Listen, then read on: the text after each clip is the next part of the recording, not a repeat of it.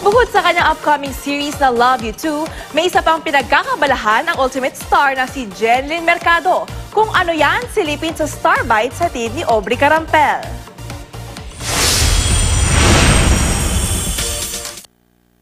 Hindi maikakailang isa si Jenlyn Mercado sa mga celebrity fitspiration.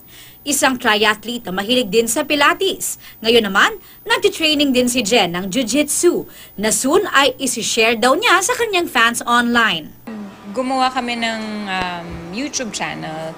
Tapos marami kaming mga topics, marami kaming mga... Basta, abangan nila. Kasi masaya talaga siya. Masaya siya para sa lahat ng mga fans at mga kapuso natin dyan.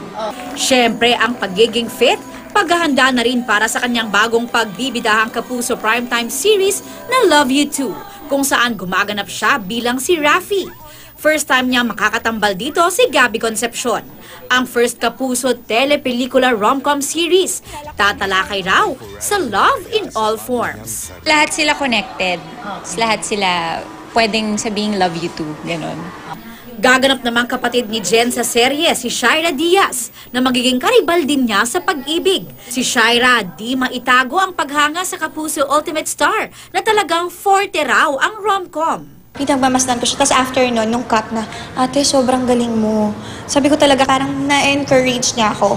Gaganap namang best friend ng character ni Jen si Kiray Celis para sa kanyang unang kapuso teleserye.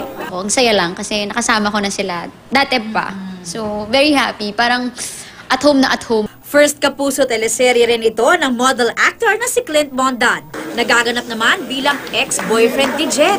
Napasabak raw si Clint sa drama. Everyone is super supportive naman sa mga eksena kasi may mga bagong eksena na medyo mas emotional.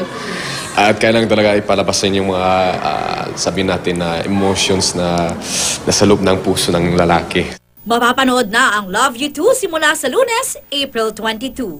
Aubrey Carampel, GMA News.